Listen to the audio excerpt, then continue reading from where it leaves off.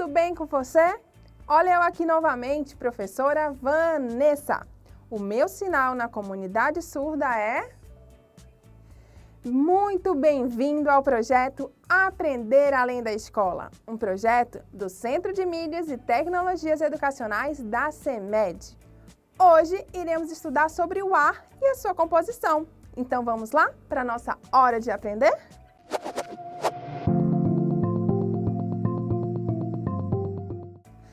Quero que você se imagine em um espaço, como um astronauta.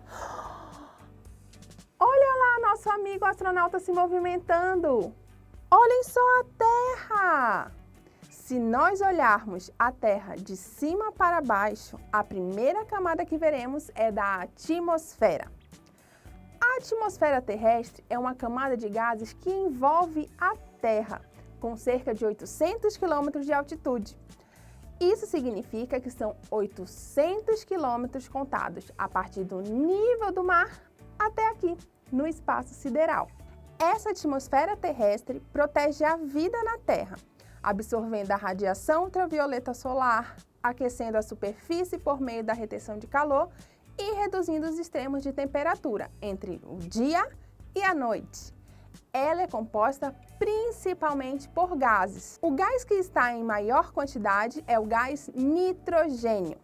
O segundo, com maior quantidade na atmosfera, é o gás oxigênio. Em pequena quantidade existe o gás carbônico e alguns outros gases, chamados de gases nobres. Vamos conhecer sobre esses gases, iniciando pelo gás nitrogênio. Ele é o mais leve de todos os gases que se conhece. Consequentemente, ele está em maior quantidade em qualquer espaço. Isso explica a sua abundância.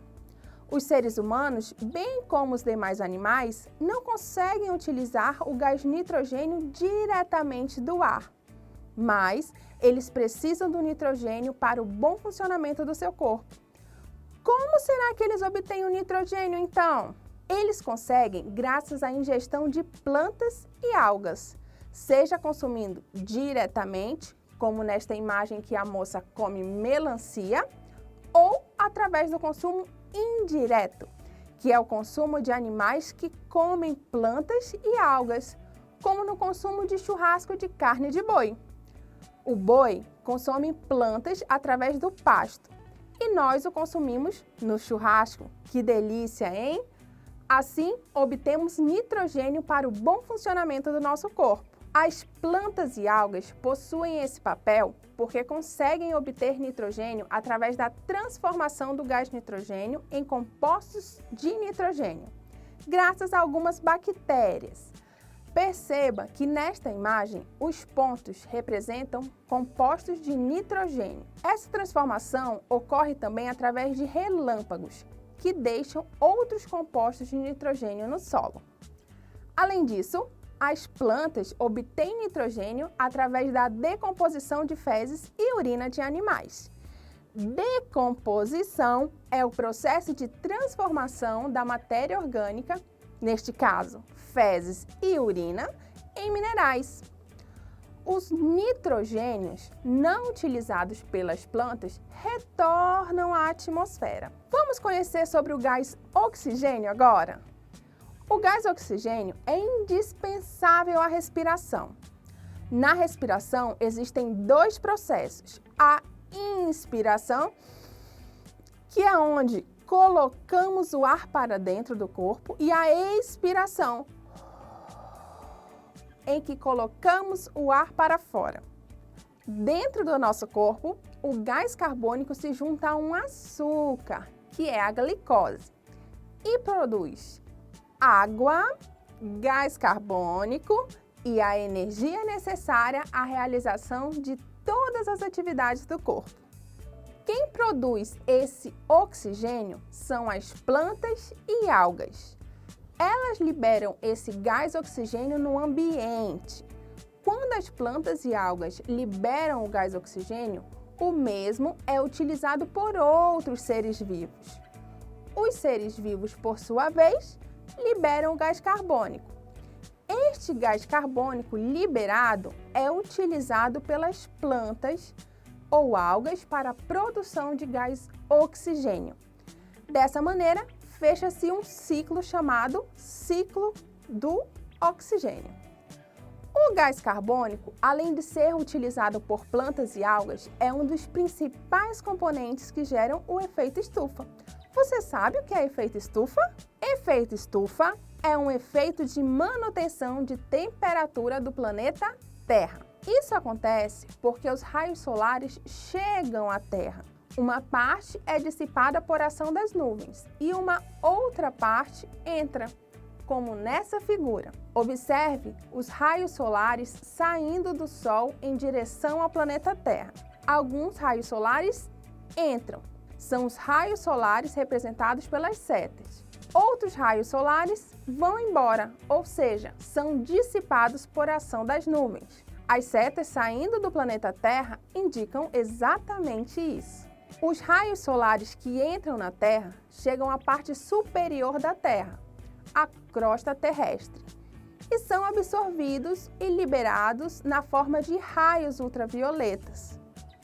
Perceba na imagem os raios solares saindo do Sol, sendo absorvidos pelo solo e liberados na forma de raios ultravioletas. Estes raios na atmosfera são absorvidos pelo gás metano, vapor de água e pelo gás carbônico, mantendo aí a temperatura da Terra. Só que o excesso de gás carbônico na natureza, através, por exemplo, da queima de combustíveis fósseis, aumenta a temperatura do planeta Terra, processo conhecido como aquecimento global. Os gases nobres são gases raros e por isso estão em pequena quantidade no ar. Eles são o gás hélio, neônio, argônio, criptônio, xenônio e radônio. Uma curiosidade: você sabia que no ar existe água na forma de vapor? Sim, existe! A quantidade de vapor de água na atmosfera determina o nível de umidade do ar. Portanto, quando essa quantidade de água no ar é pequena, significa que o ar está seco. E quando a quantidade de água no ar está grande, significa que o ar está úmido. A água entra na atmosfera através de dois processos: a transpiração dos seres vivos, nos animais, comumente acontece através do suor, e a evaporação, que é a liberação de água dos rios, lagos e oceanos. Você já parou para pensar que o ar está presente em todo momento e que normalmente não o sentimos? Só o sentimos através de ventos, quando o vento toca em nosso corpo, balança a copa das árvores ou quando vemos através de aves voando no céu. Vamos fazer um experimento para verificar a existência do ar? Você vai precisar de um copo de vidro, um pedaço de algodão.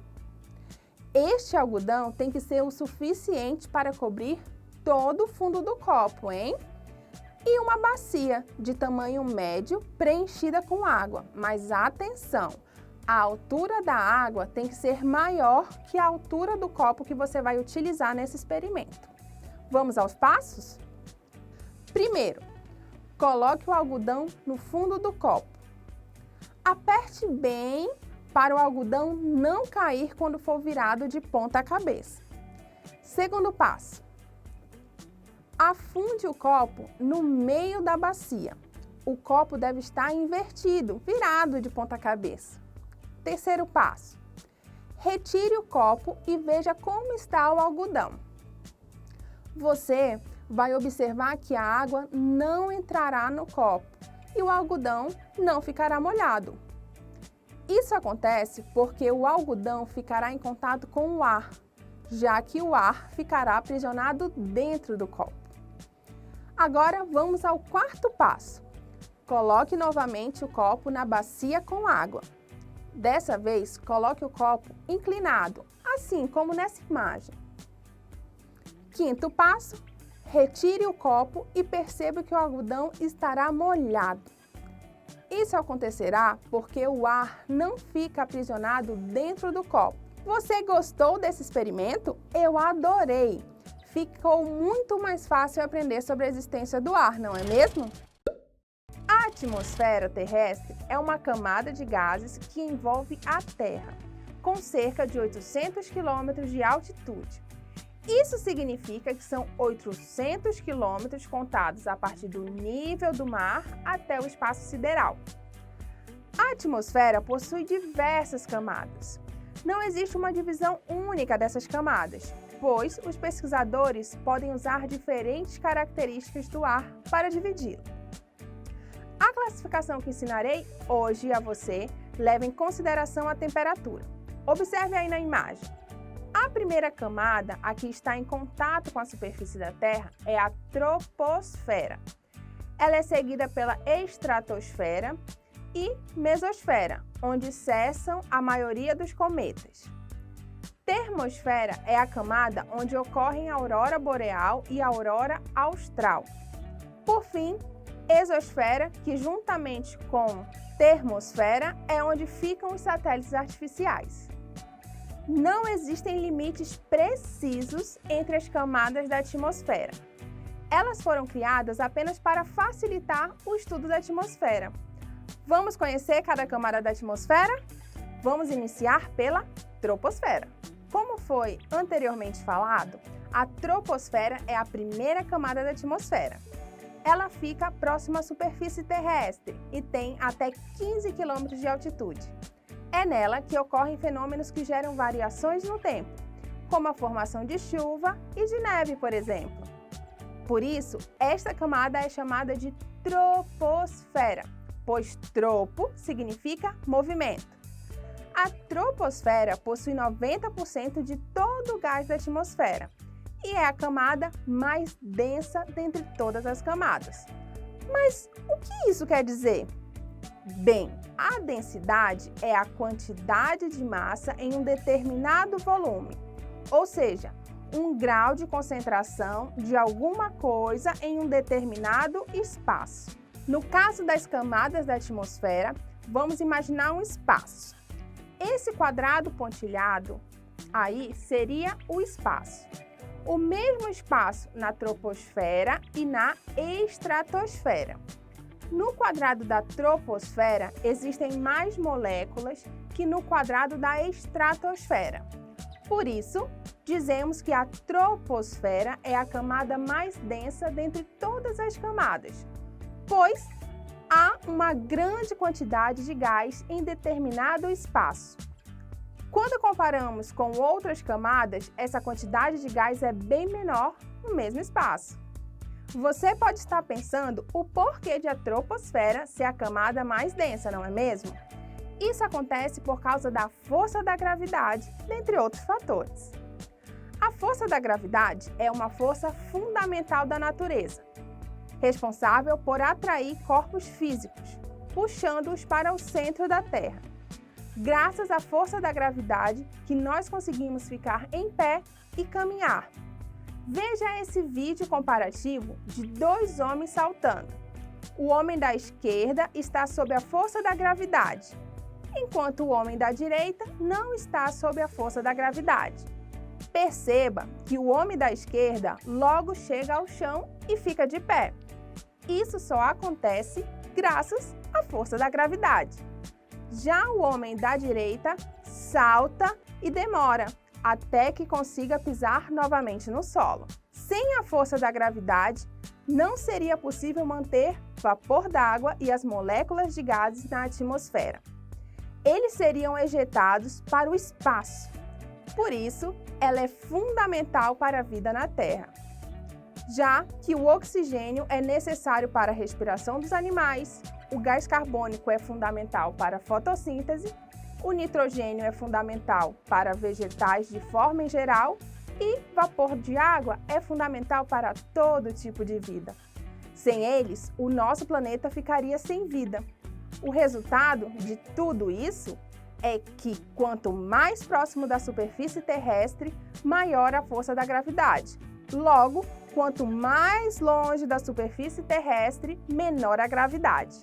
Assim, quanto mais próximo da superfície terrestre, maior a quantidade de moléculas, tanto de gás quanto de vapor de água, e conforme mais longe, menor a quantidade. Veja nessa figura que, justamente por ter mais força da gravidade, a região próxima à superfície terrestre possui mais moléculas, que são essas bolinhas coloridas.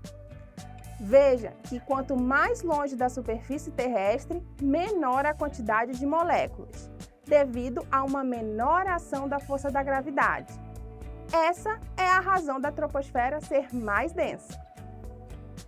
Mesmo na troposfera, existem variações. Junto à superfície terrestre, a concentração de gases é maior que em altitudes mais elevadas. Esse ar menos concentrado, que fica bem mais acima, é chamado de ar rarefeito. Justamente pelos gases estarem em pequenas concentrações, em lugares com ar rarefeito, é difícil a sobrevivência. Em outras palavras, quanto maior a altitude, mais rarefeito é o ar. Você lembra o que é altitude? O termo altitude se refere à altura de um ponto em relação ao nível do mar. Cidades litorâneas localizadas no nível do mar possuem altitude zero, enquanto a cidade de Manaus, por exemplo, possui 92 de altitude. O topo de montanhas é um bom exemplo de lugar em alta altitude e com ar rarefeito. O local com maior altitude da superfície terrestre é o topo do Monte Everest. O Monte Everest é uma montanha que fica entre a China e o Nepal, localizado no continente asiático. Ele possui 8.848,86 metros de altitude. A troposfera possui variação de temperatura. Quanto maior a altitude, mais frio será. Por isso, no topo do Monte Everest neva, mesmo que na base da montanha não esteja caindo neve. Veja que onde a moça está, não está nevando.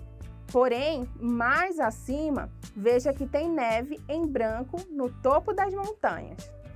Quanto mais os alpinistas sobem na montanha, mais rarefeito é o ar. Por isso, a maioria dos alpinistas levam junto consigo cilindros de oxigênio na subida do Monte Everest. Essa adaptação de densidade do ar também é necessária em aviões, naves e estações espaciais em movimento, por exemplo. A segunda camada depois da troposfera é a estratosfera, que vai de 15 a 50 km de altitude. Ela está organizada em camadas, por isso possui o nome estratosfera, já que estrato significa camadas. A camada inferior da estratosfera é gelada, com menos 60 graus Celsius e com poucos gases. Regiões com maiores altitudes possuem temperatura maior, graças à grande quantidade de gás ozônio. A união desses gases ozônio formam a camada de ozônio. A camada de ozônio é responsável por filtrar e impedir a entrada de raios ultravioletas que vêm do Sol, como é possível observar nessa imagem. Os raios ultravioletas, ou UV, são benéficos para nós. Eles nos ajudam, por exemplo, na produção de vitamina D pelo nosso corpo. A vitamina D ajuda em nosso sistema imunológico, cérebro e sistema nervoso em geral. Entretanto, os raios UV em excesso podem ser prejudiciais para a pele e visão, gerando câncer de pele, catarata ou perda de visão. A camada de ozônio começou a diminuir em razão de poluentes como CFC, cloro, flúor, carbonos, que quebram as moléculas de gás ozônio em moléculas bem menores. O Protocolo de Montreal, em 1989, estabeleceu a redução do uso de CFC. Um dos resultados, segundo alguns pesquisadores do Centro de Voo Espacial Goddard da Agência Espacial Americana, foi a diminuição da quantidade de cloro na Antártica entre 2005 e 2016. Uma curiosidade: embora essa diminuição tenha se popularizado como buraco na camada de ozônio, na verdade, o que acontece não é a formação de buracos na camada de ozônio, como na imagem da esquerda, mas a diminuição na espessura da camada de ozônio, como na imagem da direita. Ela vai ficando assim, mais fina. A camada acima da estratosfera é a mesosfera. A palavra mesosfera vem de meso, que significa meio. Sendo assim, é a camada do meio. Nessa camada, a temperatura costuma ser menos 100 graus Celsius. A mesosfera é a camada da atmosfera onde a maioria dos asteroides é destruído, pois possui pouco contato com gases. Ainda assim, alguns asteroides podem passar dessa camada e chegar à estratosfera, troposfera e até à superfície terrestre. As estrelas cadentes que costumamos ver e fazer pedidos são asteroides em movimento. A camada acima da mesosfera é a termosfera. Ela é a penúltima camada da atmosfera. A termosfera possui uma região rica em íons, que aumenta a temperatura da camada, dando origem ao nome termosfera, já que termosfera vem da palavra termo, que significa energia e calor. Esses íons, assim como o gás ozônio, impedem a passagem de raios UV. Além disso, eles impedem que ondas de rádio escapem para o espaço e fazem com que elas cheguem ao seu rádio. Já pensou se não tivessem esses íons, o universo teria o som de rádio? É nessa camada que acontecem as auroras, que são luzes coloridas vistas no céu da região polar sul, originando a aurora austral, e da região polar norte, originando a aurora boreal. Para mim, é um dos fenômenos mais lindos da natureza. A última camada é a exosfera. Ela possui esse nome porque vem da palavra exo, que significa fora. Ela é fria porque é a camada menos densa. Ela não tem um final bem definido. As moléculas vão diminuindo em quantidade até que desapareçam no espaço sideral. É na termosfera e exosfera que ficam os satélites artificiais da Terra. Um exemplo é o satélite Hubble, que está na exosfera. O Hubble é um satélite artificial não tripulado que possui um grande telescópio e serve para observação do universo. Foi lançado pela NASA, a Agência Espacial Estadunidense, em 24 de abril de 1990. Os satélites artificiais podem ter diferentes funções, dentre elas, auxiliar na comunicação e navegação, auxiliar no conhecimento da meteorologia, auxiliar na área militar, exploração do universo e observação da Terra. O CBERS é um satélite para observação da Terra criado pelo Brasil e pelo Japão. Além dele, o Instituto Nacional de Pesquisas Espaciais do Brasil, o INPE, trabalha na produção de outros 2 satélites de observação da Terra, o Amazônia e o Mapsar. Você sabia que as imagens que vemos em sites de fotos como o Google Terra ou Google Earth em inglês são tiradas por satélite? O satélite americano IKONOS é que registra essas fotos. É cada coisa interessante nesse mundo e universo, não é mesmo? A natureza é fantástica. Agora vamos testar nossos conhecimentos? Acompanhe comigo a hora da atividade.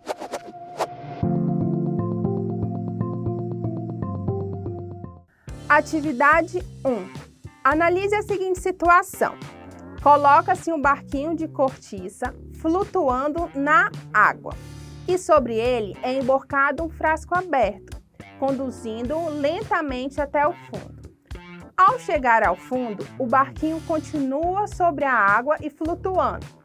Explique por que a água não ocupa todo o interior do frasco, cobrindo o barquinho.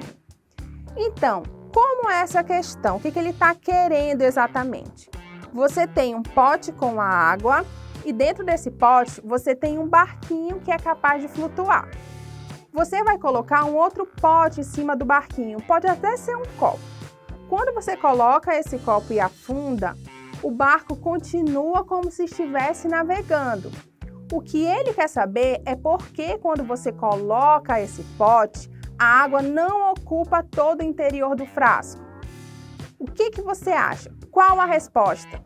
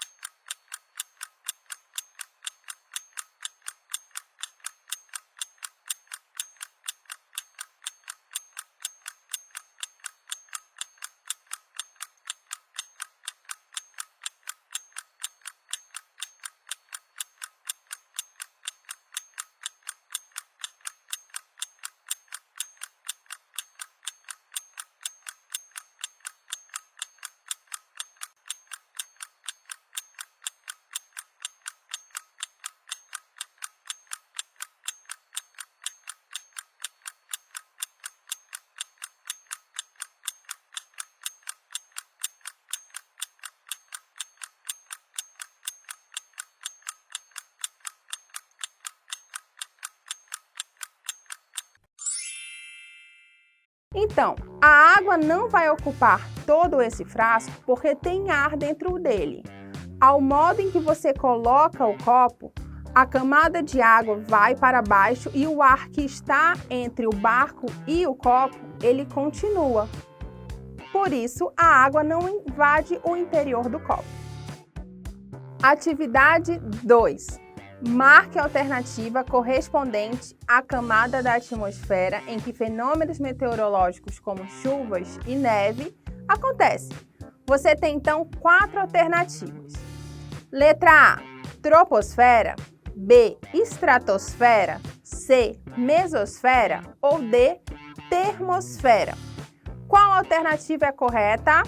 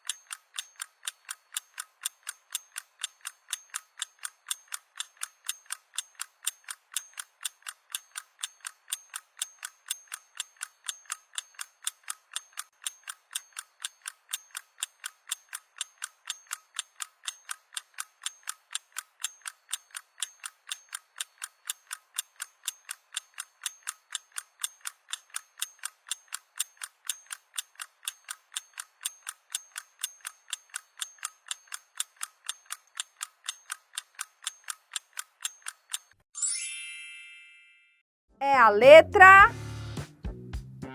A, troposfera. É na troposfera que acontecem fenômenos meteorológicos como chuva e neve. Vamos à terceira atividade. Em relação às camadas da atmosfera, assinale V para itens verdadeiros e F para itens falsos. Primeiro item. Troposfera é a primeira camada da Terra. É nela que ocorrem os fenômenos climáticos. E aí, isso é verdadeiro ou falso? Vamos ver? Verdadeiro. Realmente, a troposfera é a primeira camada da Terra e é nela que ocorrem os fenômenos climáticos. Acabamos de ver na atividade anterior. Vamos à segunda alternativa. Termosfera é a última camada da atmosfera. Nela, o ar é muito rarefeito. Verdadeiro ou falso? Vamos ver? Falso, gente! A última camada da atmosfera é a exosfera. Vamos ao terceiro item. Estratosfera inicia-se a partir da troposfera. Vamos ver se é verdadeiro ou falso? Verdadeiro. E aí, acertaram as questões? Se você não acertou, refaça, que aí você vai acertar. Agora, vamos lembrar um pouco do que vimos na aula de hoje. Chegou a hora da revisão.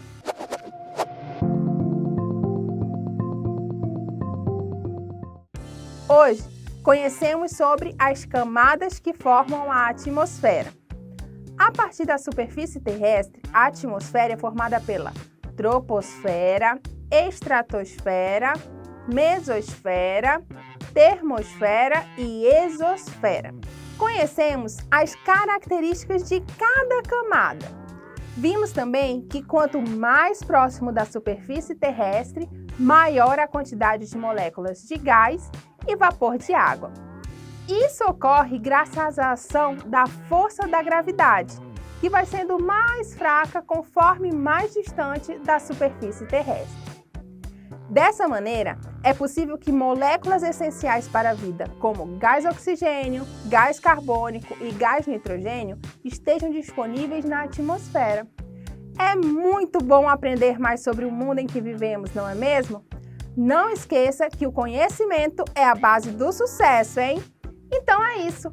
Aguardo você na próxima aula, ok? Um abraço. Tchau, tchau!